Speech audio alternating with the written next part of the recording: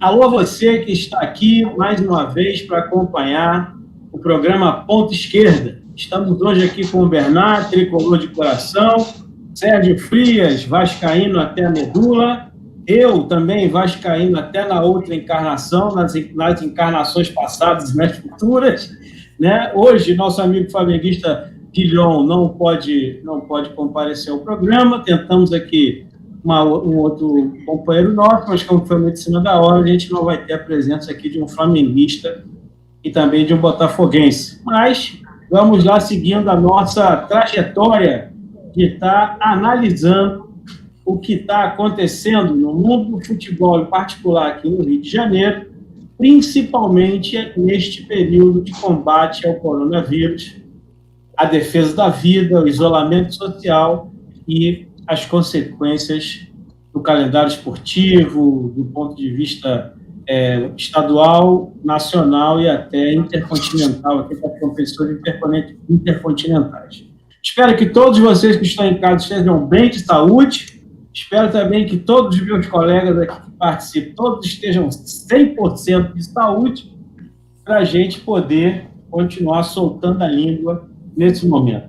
Vou começar logo soltando uma pedra, para todos começarem já a comentarem aí com relação à situação das perspectivas do futebol nacional, que foi a reunião da CBF, realizada agora, no início de abril, para discutir o calendário do futebol nacional e sua participação também na Sul-Americana e na Libertadores. Então, nesse início de abril, a CBF fez já uma primeira reunião. Vou soltar aqui as informações para vocês já começarem a comentar, Sérgio e Bernardo.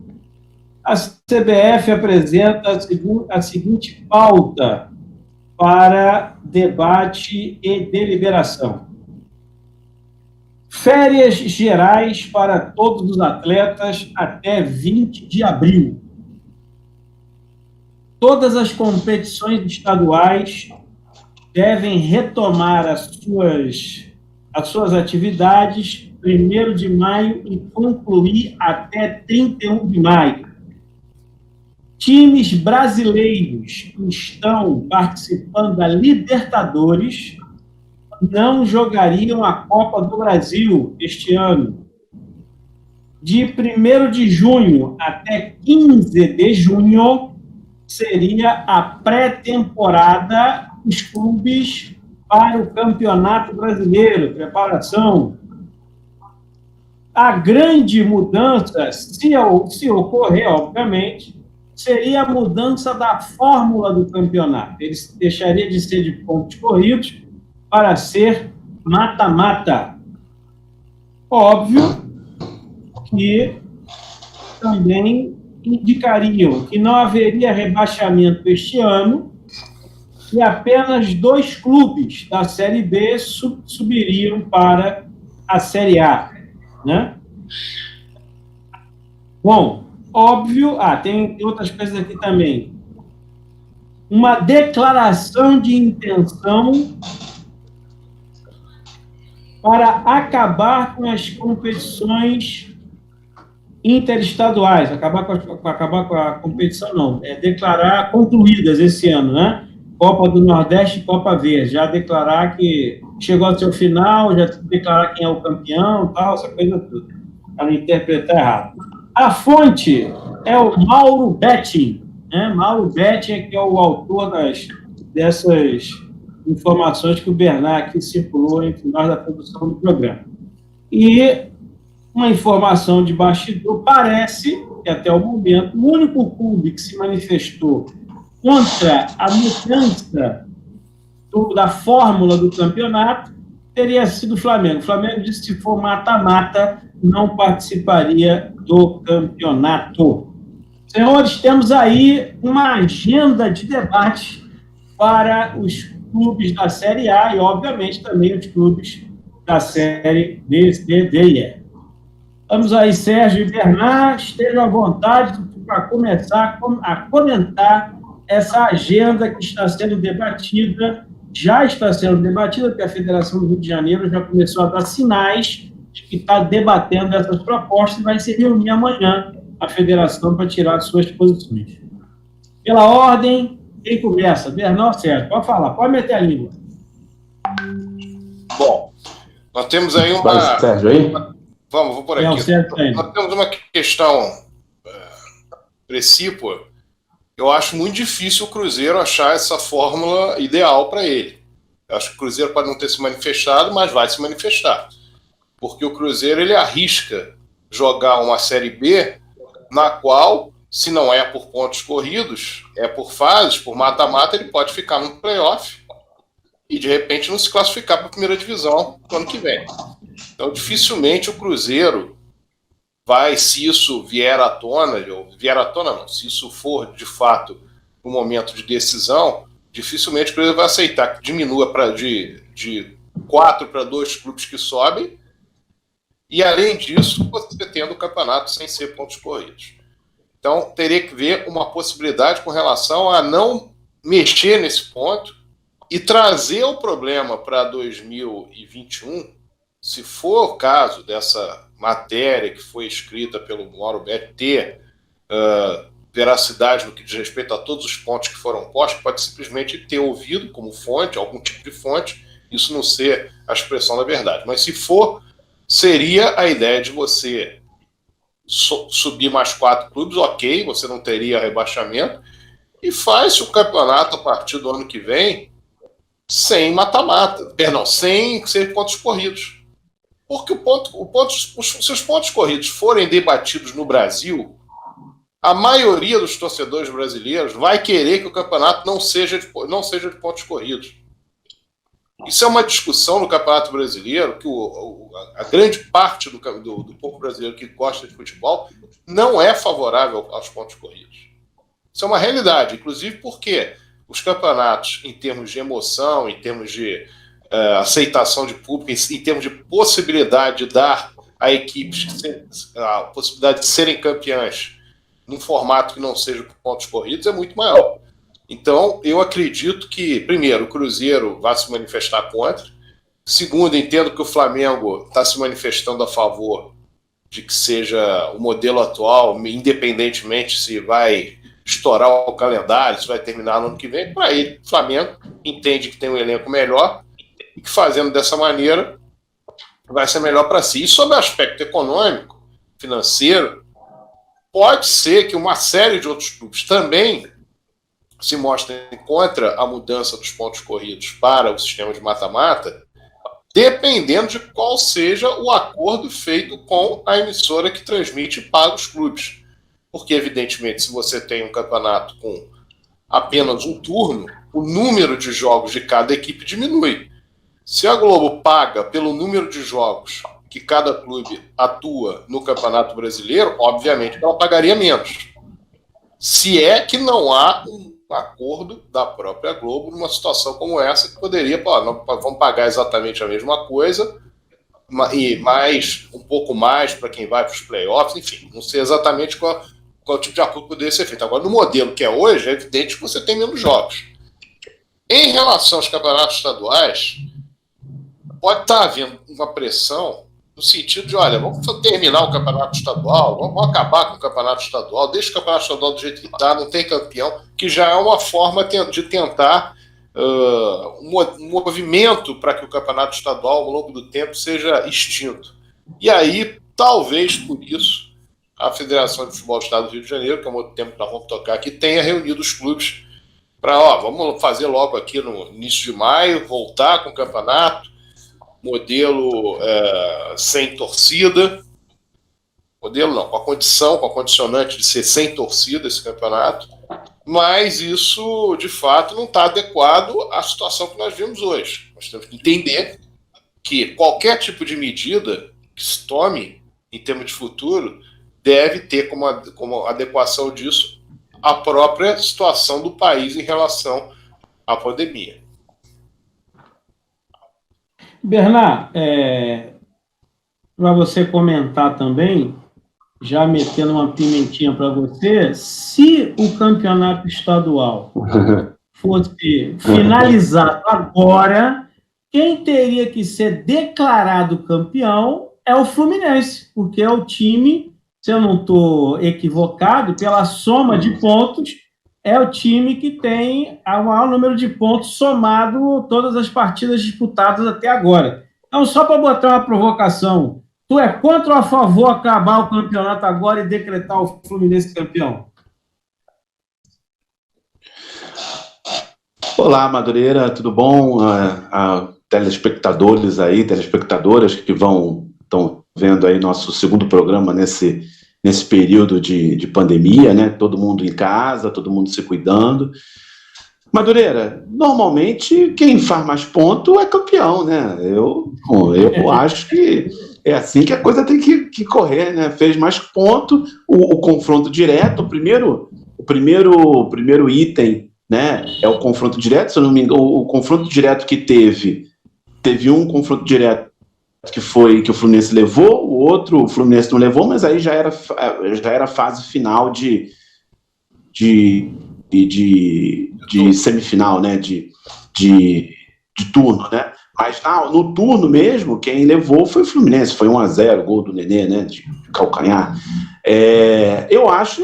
Agora, claro que a gente, como torcedor, eu quero que o Fluminense seja declarado campeão, mas eu acho, sinceramente, e eu acho que é possível um espaço para uma final, né? Talvez em jogo único, um Fla-Flu, que é o resultado do que foi jogado até agora. Eu não estou falando de Botafogo, não estou falando de Vasco, porque é o resultado que está jogado até agora. Claro que se o campeonato continuar, as outras equipes vão ter, né, as oportunidades, né, de classificação e de chegar numa decisão maior. Mas emergência, porque nós estamos vivendo essa emergência, eu acho que uma final de jogo único seria uma coisa interessante. Enfim, infelizmente não sei se a gente conseguiria ter uma final de jogo único com torcida, né, com todas as restrições que tem, mas eu acho que a gente que está com saudade do futebol, está com saudade do que gosta do futebol, a gente sabe que, pô, não tem. Eu acho que eu já vi todos os jogos, acho que eu já revi os jogos do Fluminense de 84, de 2010, de 2012, eu já revi todos esses jogos, até os jogos da... E a gente tem aquela coisa, né? Quinta-feira do futebol, domingo, sábado, a gente está só na reprise, né? É isso, eu acho que, bom, eu teria aí essa vontade de ver pelo menos um confronto final. Agora, só rapidamente falando sobre essa questão mais geral do campeonato do segundo semestre, do campeonato brasileiro, eu acho que essa questão que o Sérgio levantou do Cruzeiro é importante, mas também, e acho também que não é só do Cruzeiro, não. Você tem aqueles clubes que a gente costuma chamar que é o clube gangorra, né, que fica sobe, desce, mas que tem alguma tradição, né? Então, esses clubes também vão reclamar, né, porque eles jogaram um cenário no ano passado com uma regra, e aí, claro que ninguém quer cair, mas o cara cai, mas já sabendo que, bom, sobe 4, então, né, a gente pode, no ano que vem estamos de volta, aquela coisa. E por último, essa coisa do ponto corrido. Eu acho, do ponto corrido e do mata-mata. Eu acho que uma coisa é importante para os clubes. Quanto mais o clube joga, que pode ser até um absurdo no nosso calendário, o caixa do clube vai aumentando, porque tem transmissão de jogo, aquela coisa toda e tal. Enfim, então, menos jogos, né, o mata-mata, numa situação que provavelmente não vai ser uma situação de torcida liberada totalmente, a gente tem que ver o que está acontecendo no mundo, né? Todos os especialistas dizem que a gente vai alternar períodos de fechamento, de abertura. Então é provável que a gente tenha ainda, mesmo num mata-mata, jogos com menos torcida, ou até com torcida nenhuma. Então a gente precisa ver que nós vamos ter menos jogos, a TV provavelmente vai, não duvido que a TV vai querer pagar a mesma coisa que paga para 39 rodadas, eu duvido, até porque eles também estão sofrendo consequências econômicas com patrocinador, enfim, é algo de bastante preocupação econômica, e aí vai afetar nisso também. Então, Bernard e Sérgio, vamos aqui, vocês tangenciaram o debate central, que é o seguinte, né? Efetivamente, o Sérgio até comentou na fala dele, efetivamente, jogadores são trabalhadores como quaisquer outros. E estamos vivendo um período de isolamento social, de diminuir contato social por causa da proliferação do vírus, que está num período que já as autoridades sanitárias já alertaram que o mês de abril e o mês de maio serão meses complicadíssimos, aonde a vigilância na circulação social ela vai aumentar.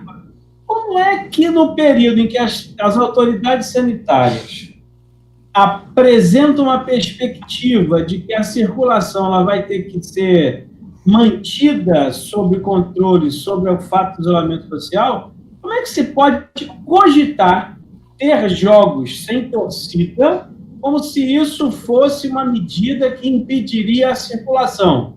Ora, bolas, jogadores estão imunes? A família dos jogadores estão imunes? Os jogadores vão ficar de quarentena em hotel? Essa é a proposição? Porque para você botar jogador entrando em campo, você vai ter que objetivamente deixar o jogador isolado dentro do hotel com seus pares, né? Porque ele não vai poder ficar, vai jogar, vai para casa, vai para o treino, vai para o jogo. Minimamente, né? Minimamente, o que tem que se pensar é que os jogadores não poderão ter contato com suas famílias no período do campeonato, da conclusão do campeonato estadual. Estou falando só do campeonato estadual, que agora que quer com essa proposta agora de concluir em maio. Então, Sérgio e Bernard, aí, como é que vocês veem esta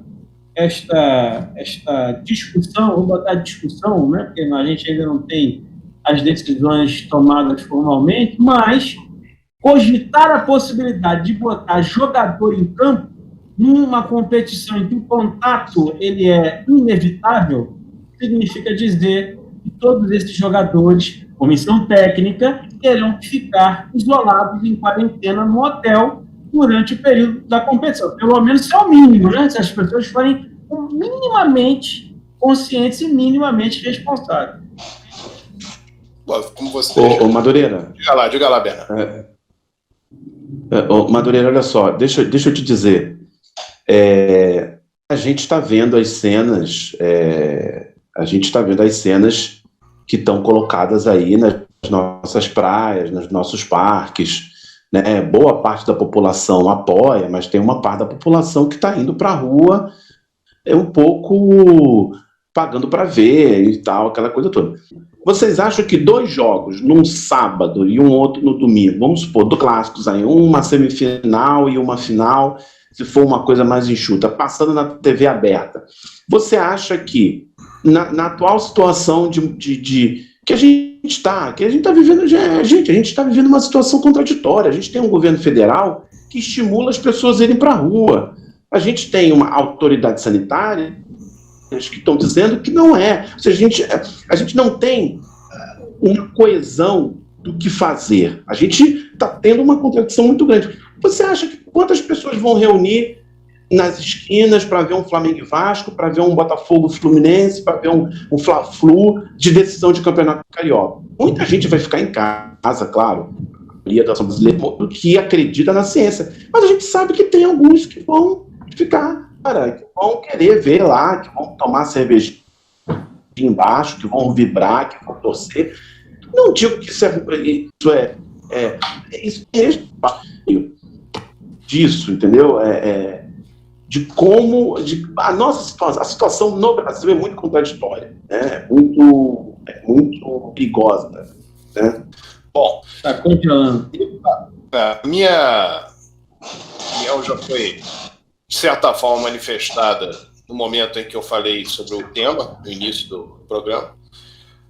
Você não tem a menor condição de prever ou dizer o que vai acontecer daqui a 15 dias, daqui a 20 dias. E qualquer tipo de irresponsabilidade no que tange a levar as pessoas, no caso os jogadores, atletas de futebol, a correrem esse tipo de risco.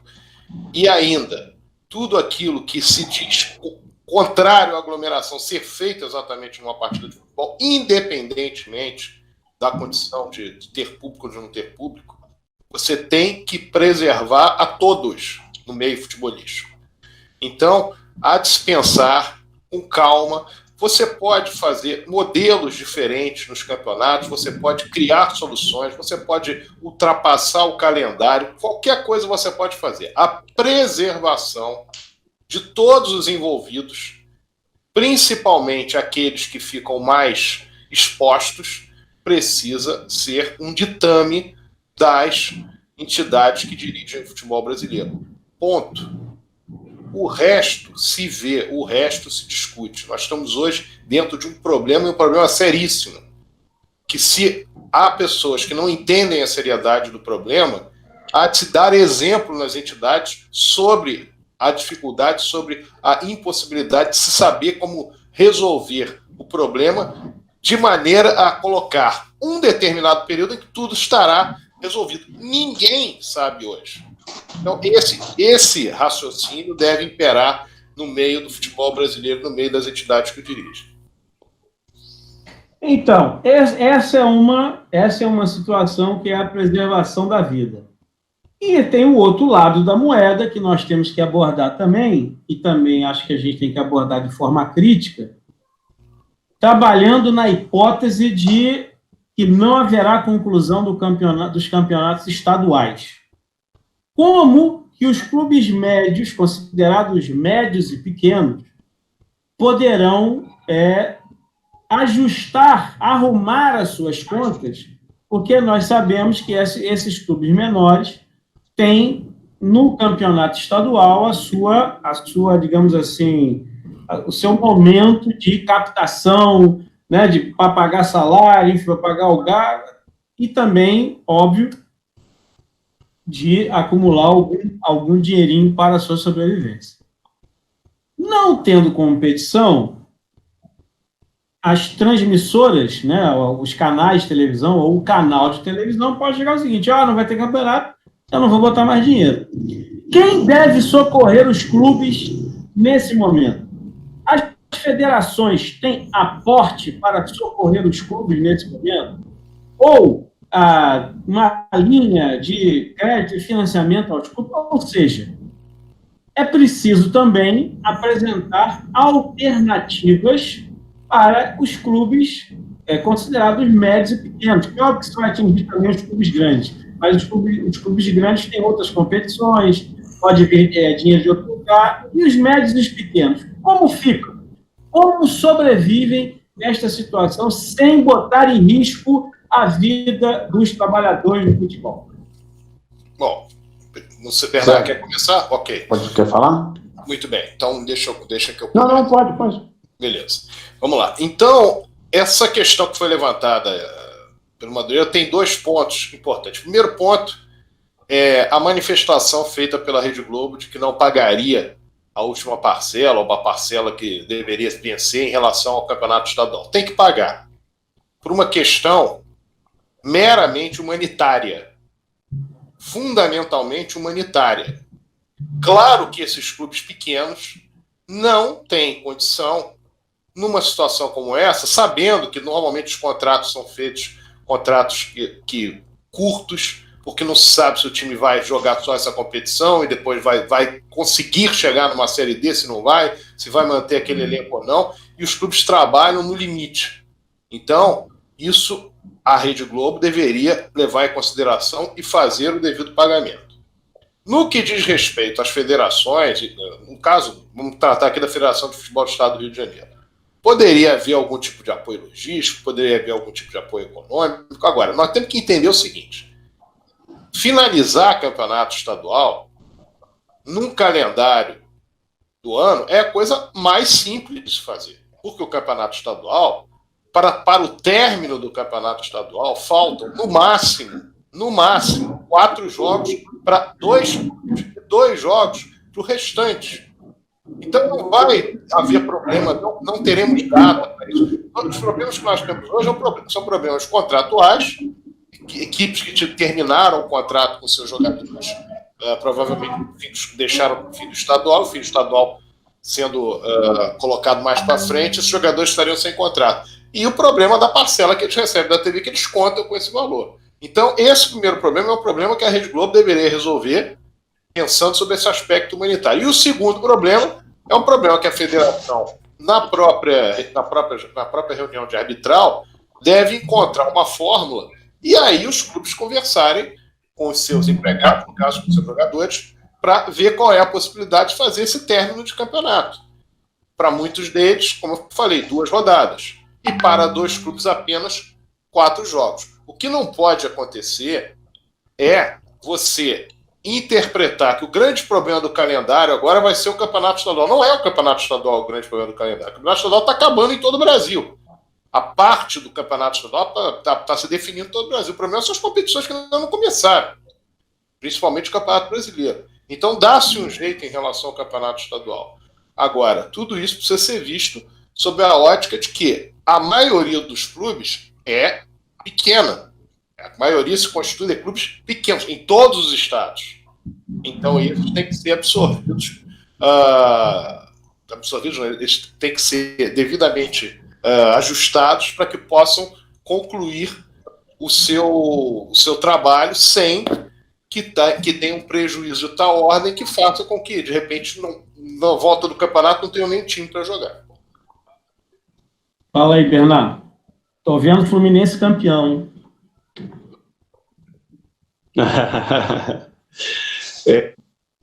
Bom, eu acho que essa questão vai ser...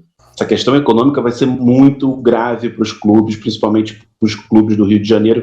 Eu achava que não ia ser menos grave para o Flamengo, mas eu já comecei a achar que vai ser grave para todo mundo, porque para você também manter esses investimentos todos, você tem que ter jogo, você tem que jogar, você tem que aparecer, você tem que ganhar título. Ah, mas ano passado foi maravilhoso. E aí, gasta tudo que ganhou ano passado, né? Jogador que não joga sai do radar, né? Tudo bem que na Europa também ninguém está jogando, mas a gente sabe como é o mundo do futebol, entendeu? Então, eu acho, sinceramente, Madureira e Sérgio, nós vamos chegar também no futebol em um momento crítico, porque o futebol brasileiro não é feito só dos 20, vamos botar aí dos 40, né, que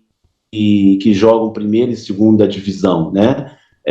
O futebol brasileiro ele tem uma riqueza muito maior, ele tem essa capilaridade que você falou aí dos clubes pequenos do estadual do Rio de Janeiro, dos clubes pequenos do São Paulo, que é um pouco melhor, do Rio Grande do Sul, que é um pouco melhor, de Minas, mas são clubes que têm uma vida financeira muito justa, né?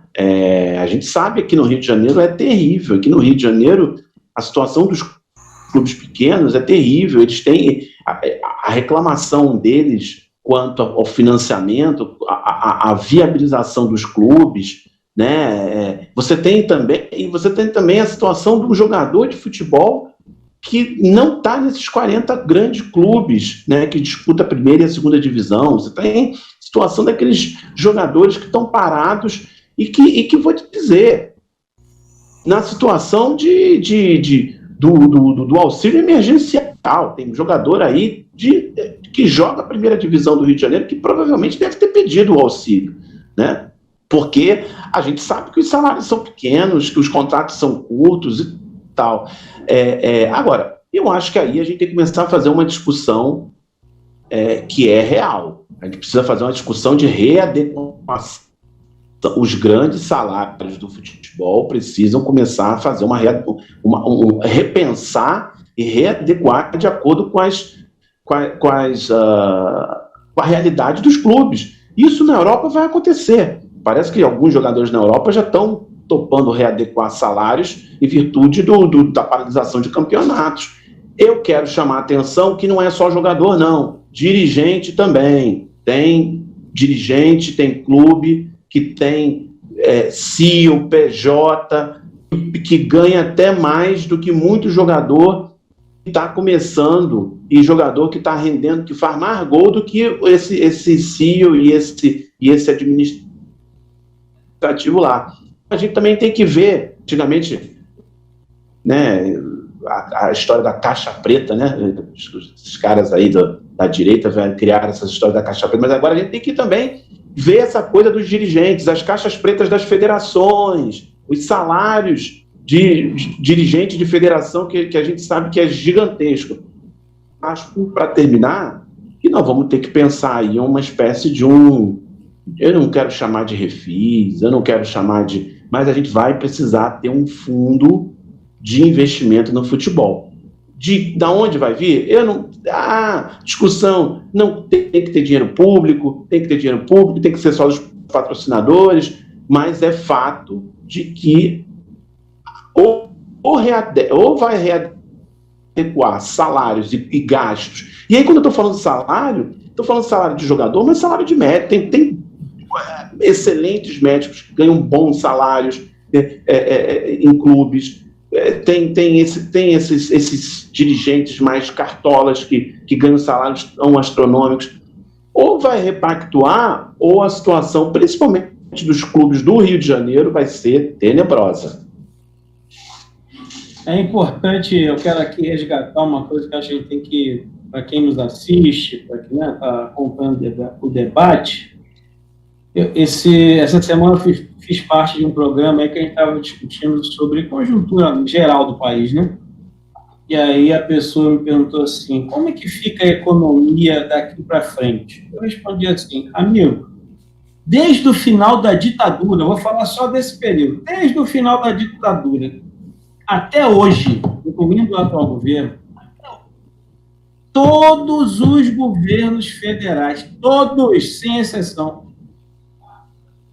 deram ajuda ao sistema financeiro. Todos, sem exceção. Se pegar lá do Collor ao Bolsonaro, todos os governos, quando teve crise econômica mundial, crise econômica nacional, o primeiro lugar que os banqueiros e o sistema financeiro foram bater na porta para pedir dinheiro foi o Estado. E o Estado foi lá e deu dinheiro para não quebrar os bancos. O discurso era esse, não, nós temos que dar dinheiro para os bancos, porque se os bancos quebrarem, quebra a economia toda. Isso foi em todos os governos, do final da ditadura para cá. Então, a pergunta que fica no ar é a seguinte, se pode dar bilhões e bilhões de reais ou de dólares para banqueiro, para sistema financeiro, por que não pode dar dinheiro para os trabalhadores em período de crise, para as empresas produtivas em período de crise, para as empresas que trabalham no ramo de entretenimento em período de crise para segurar a onda? Por que não pode? Não tem dinheiro, mas para dar para banqueiro tem. Vou botar lá no banqueiro para botar no sistema financeiro, tem dinheiro. Então, acho que a gente tem que começar também a perguntar, né? Não estou fazendo nenhuma relação entre banqueiros e CBF, não estou fazendo essa aproximação ou comparação, mas hoje, que a gente já introduziu esse debate mais nacional, por que a CBF não pode ajudar os clubes? Qual foi o faturamento da CBF ano passado? Ela não pode ajudar os clubes? Ela não pode injetar dinheiro nos clubes? Ela não tem volume de dinheiro para injetar nos clubes? Eu acho que é uma pergunta que a gente tem que começar a fazer para desmistificar determinadas situações. Hoje eu só estou dando pedrada. Quem vai comentar? Madureira. Fala, Bernardo. Madureira, Sérgio quer falar? Não, pode falar, Madureira. Pode falar, Bernardo. Madureira, vamos aqui entrar no terreno da ideia, né? Da ideia é muito bom, né? Da ideia é uma coisa interessante. Vamos pegar lá a FIFA. A FIFA tem a Copa do Mundo de 2020, 22 ou 24? 22, né? No Catar. Então, quanto é o rendimento da Copa do Mundo de 2022 no Catar? Né? Não sei quanto gera de dinheiro a Copa do Mundo. Então é o seguinte, a FIFA, né, que é a grande mantenedora do futebol, que é quem? Porque, assim, a FIFA vive do que a gente produz aqui na ponta, né? O Neymar está aqui, e o Suárez vem da ponta lá do Uruguai, o Cavani também, o outro lá vai da ponta lá da... Então é o seguinte, pega uma parte do dinheiro do dinheiro da Copa do Mundo, né, dos lucros da Copa do Mundo, e ajuda o futebol e as ligas que tiverem mais dificuldade. Não precisa ajudar o Bayern de Munique, não. O Bayern de Munique tem dinheiro. Precisa ajudar o Liverpool está pedindo dinheiro. Parece que o Liverpool está pedindo dinheiro ao governo inglês, né? Parece que eu li. Não precisa ajudar esses, não. Ajuda os clubes sul-americanos, os clubes africanos, os clubes. Faz isso. Ué, o Sheik não tem dinheiro. O Sheik tem dinheiro, ué. Quantos estádios foram construídos lá no Catar? Que o Catar é do tamanho do quê? O Catar é do tamanho do estado do Rio de Janeiro, não é? Tem, acho que 12 estádios, 11 estádios. Ué, por que não pode ajudar? Agora, a FIFA, ela vive, ela extrai o nosso ouro, porque na verdade ela está tirando o nosso, que é a nossa matéria-prima, que são os nossos jogadores. Esses jogadores eles vão brilhar no maior evento do planeta, vende bilhões em direito de transmissão para bilhões e não vai ajudar em nada? Aí tem uma ideia aí para resolver o problema do futebol brasileiro. E é um ano só, né? Um ano, eu acho que um ano a FIFA consegue. Nem um ano, né, Bernardo? Porque no andar da carruagem vai ser só meio ano. Bom, como eu disse anteriormente, você tem algumas coisas que são garantias dos clubes que estão disputando as competições. Mas existem inúmeros clubes que têm inúmeras competições para disputar. Então, teria que se ter uma ideia do prejuízo causado em relação ao cumprimento de contrato no que diz respeito aos trabalhadores, porque os clubes eles têm a possibilidade de recebimento de verbas, seja de patrocínio, seja de transmissão de jogos, seja da exposição da sua imagem, que se ela não tem a devida exposição, ela pode inibir que determinadas verbas sejam pagas.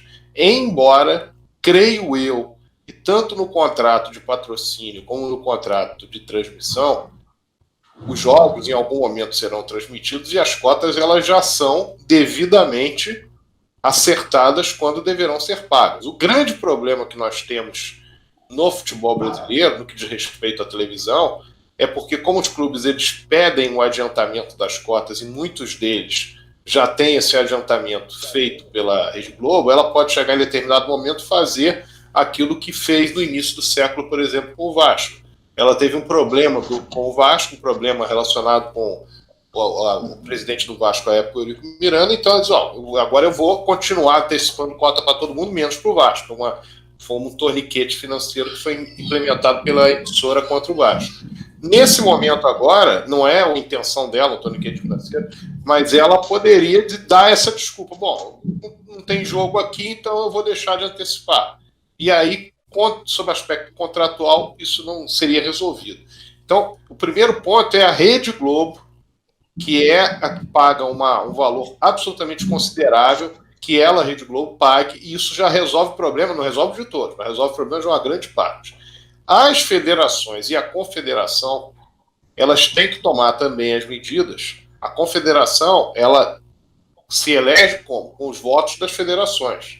Todas as federações votam numa eleição para a CBF. Então, se há federações que têm uma dificuldade porque seus filiados estão com uma dificuldade, cabe à CBF dar algum tipo de ajuda. Como é que seria a entrada da FIFA nisso? A FIFA poderia dar às confederações, ou a federação ou confederação de cada país um determinado valor emergencial para ajudar nesse problema. Eu até entendo que como há uma dúvida geral sobre o tempo em que ficará o futebol parado, que não se tenha tomado ainda uma medida nesse sentido. Mas já devemos passar daqui para o público, e o público passar, a opinião pública começar a passar, que essas entidades, de fato, elas devem absorver pelo lucro que elas têm com relação a... Claro, tem lucro, tem mérito para ter lucro, porque é entidade privada, ok, trabalha para ter lucro, mas numa situação como essa, tem que se entender que, independentemente do lucro que tenha, existem entidades que precisam ser absorvidas diante de uma situação que, para elas, é uma situação que não era esperada. Se não é esperado para ninguém, evidentemente que tem que levar em consideração que aqueles que têm condição têm que ajudar. Se nós falamos, bom, façam doações, ajudem aqui, ajudem ali, se o mundo todo está trabalhando com essa lógica. O futebol não pode ficar fora dessa lógica. Uhum. Quem precisa mais deve receber daqueles que ganham mais. É absolutamente natural. Como eu falei, é algo humanitário, basicamente humanitário. Bom, gente, a gente vai, antes da gente entrar na última discussão, quero lembrar você que está em casa nos assistindo que o programa vai ao ar toda sexta-feira, às 11 horas da noite. Se você não estiver em casa para assistir, você pode assistir pelo seu celular, www.tvcomunitaria.rio, você assiste a grade da TV pelo seu celular. Se você quiser baixar o aplicativo, baixe também o aplicativo que você vai ter acesso à grade da TV, ou você pode também na internet pegar lá o canal a página da TV Comunitária, e você pode assistir pela internet a grade, sempre lembrando que vai sempre ao ar às 11 horas de sexta-feira. E se você não tiver nenhuma dessas acesso nessas ferramentas, você também pode ver pelo canal do YouTube do programa Ponto Esquerda, que todos os programas, desde o primeiro até o último programa, estão lá armazenados, memorizados para você assistir a qualquer hora, qualquer momento, em qualquer lugar, aproveitar a quarentena para rever todos os programas. Está tudo lá bonitinho no programa Ponto Esquerda no YouTube. E se você quiser também mandar mensagem para a gente, @esquerdaponta, você vai lá no Twitter também, que você pode soltar suas pedradas.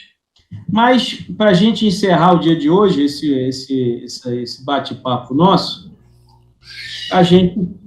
evidentemente, a gente tem aí... Hoje nós não vamos falar das eleições do Vasco da Gama, vamos dar um intervalo nessa luta política, porque hoje o centro do debate é a questão da preservação da vida e as consequências da pandemia no mundo do futebol. No próximo programa, talvez a gente comece a entrevistar os candidatos já anunciados ou futuros candidatos à presidência do Vasco. Vamos ver se a gente consegue aí uma primeira entrevista com algum dos candidatos. Mas vamos aqui nessa última parte aqui da nossa conversa, a gente efetivamente, digamos assim, aprofundar mais um pouquinho essa questão do impacto, né? A gente falou da questão do trabalhador, que é o jogador que vai entrar em campo, mesmo com porta fechada, pode ser contaminado. Esse mesmo trabalhador, ele tem que receber o vencimento, né, e faça jus ao seu trabalho. Quero abordar o que, efetivamente? Como é que se compõe o salário de um jogador? Eu, que sou trabalhador, eu sei qual é o meu vencimento e como é a composição do meu vencimento. Eu acho que quando se fala em caixa preta, eu acho que nós temos que destravar todas elas, né? Mas veja, como é que se compõe o salário de um jogador, né? Você tem lá o contrato diz. Pois é, mas o que esse contrato diz? Esse contrato diz que eu vou ganhar por mês, por exemplo, lá como acontece, eu nem lembro mais quanto é que ganha por mês o Neymar. Quanto é que ganha o Neymar por mês? Ele bota na imprensa. São quantos mil dólares que ele ganha por mês ou por ano? Como é que se dá a composição desse salário? é salário, mais direito de imagem, mais isso, mais aquilo. Porque a gente falar em crise, né, a gente também tem que entender como é que as coisas se compõem. Qual é a composição? Como é que é isso mesmo? Né? Vamos lá, no contrato, eu vou dar um exemplo. Juninho Pernambucano, quando era jogador do Vasco, no último, acho que foi no último ano que ele jogou, eu não estou lembrado agora se foi o Juninho, mas acho que foi o Juninho, que o contrato dele, que ele ganhava R$ 1 por mês. É óbvio que ele não ganhava R$ 1 por mês, devia ter alguma forma, alguma coisa lá, ou de produção, de rendimento, sei lá. Mas como é que se forma esse cálculo do salário do jogador? Como é que se forma esse cálculo? Eu acho que a grande caixa preta que tem que ser aberta é essa, porque se isso fica transparente, a gente sabe o tamanho do buraco, o tamanho do rombo. Bom, vai lá, Sérgio. Você passou a questão do Juninho. Juninho foi em 2011, quando ele assinou com o Vasco, ele assinou por um salário mínimo, mas depois, em 2016, foi mostrado o contrato que foi feito por ele. Na época, era um contrato em que ele tinha valores, por exemplo, como aluguel, moradia, no valor de R$15 mil e valor por produtividade. No que diz respeito aos salários, modelo de salários, quando você tem direito de imagem e o valor, que é, no caso, descontado, né, para efeito de encargos sociais, o direito de imagem, na verdade, se você utiliza ou não a imagem do atleta, você tem que pagar da mesma maneira, porque o atleta está disponível. Por exemplo, vamos dizer que você tem o Leandro Castan que receba um valor em termos de direito de imagem. Se o Vasco quiser explorar a imagem do Leandro Castan na casa dele, fazendo uma live com ele por dia, em tese pode fazê-lo, porque ele está disponível para isso por contrato. E em relação à produtividade, vai depender daquilo que acontecer no campeonato, na disputa do próprio campeonato. Se ele jogar tantas partidas do campeonato está parado, então ele pode receber, porque esse é um valor, mas esse é um valor além do salário, né? Esse é um valor que, na verdade, está tudo incorporado na remuneração, mas é além do salário e também não entra nos encargos sociais. O problema que nós temos maior, na minha visão, é exatamente o fato de que esses jogadores que ganham muito, eles podem ficar, eventualmente, 1 mês, 2 meses sem receber o seu salário, que eles têm eles têm condição de se manter, de manter sua família, de manter seus pagamentos, etc. Nós estamos falando hoje de um número significativo de atletas que estava, pelo menos até o mês de maio, com a sua vida relativamente organizada. O Bernard falou uma coisa interessante: muitos ganham salário mínimo, de fato, e poderão, através utilizar esse recurso que foi possibilitado agora por uma ação do Poder Legislativo. Mas, independentemente disso, eles contam com esse valor para subsistir, para pagar receita, contas comezinhas de outro, mas fundamentais para eles próprios. Então, esses atletas, não só os atletas, mas o mundo do futebol que tangencia esses atletas, o mundo do futebol dos empregados dos clubes, eles dependem disso, independentemente do que você tem em relação ao futebol, a ter o jogo de futebol ou não ter, porque eles contam com esse salário, que é o salário que deveria ser pago até o final, pelo menos, dos campeonatos estaduais. Mas, Sérgio, enquanto o Bernard não volta aqui, me vai uma pergunta nesse esclarecimento a quem nos assiste. O clube paga o salário do jogador. Não estou falando de direito de imagem. O clube paga o salário do jogador. Lá está no contrato, vai receber tanto por mês, tal.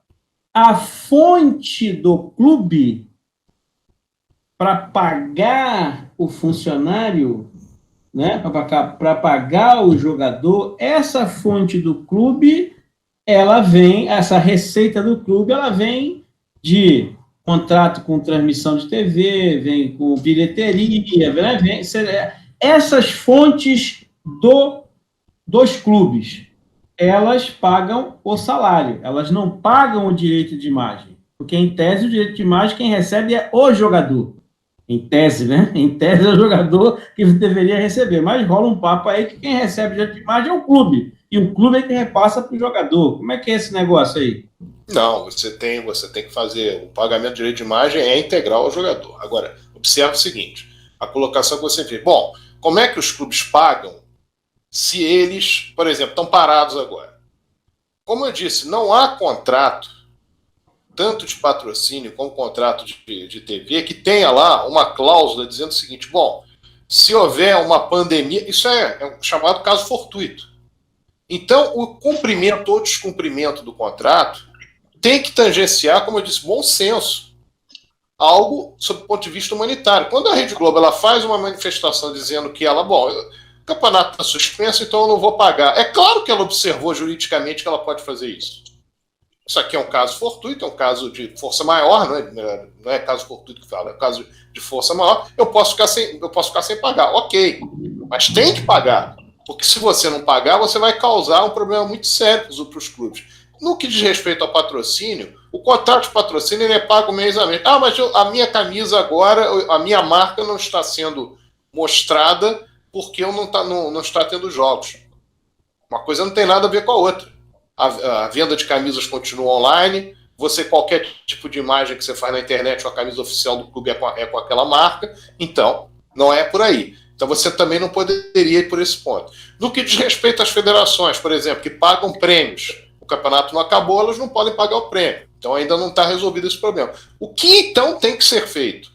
Tem que ser feito que neste momento os clubes que não tenham a condição de poder satisfazer algo que é a obrigação deles pagar, como a obrigação de todos os empregadores pagar, eles têm de receber, por parte daqueles que fazem parte do negócio futebol, algo que possibilite a eles resolver esse problema, tanto a partir dos que ganham com o futebol, ganham numa relação de troca, como aqueles que sustentam o futebol no sentido de levam o futebol sob o aspecto organizativo e tem lucro com isso, que, como eu falei, é a CBF e a FIFA. Então, a questão principal dos salários, Madureira, é essa. Os jogadores de futebol, fundamentalmente, que têm o direito de imagem, isso não é desatrelado ao salário. O que acontece é o seguinte: você faz o direito de imagem pago por uma pessoa jurídica.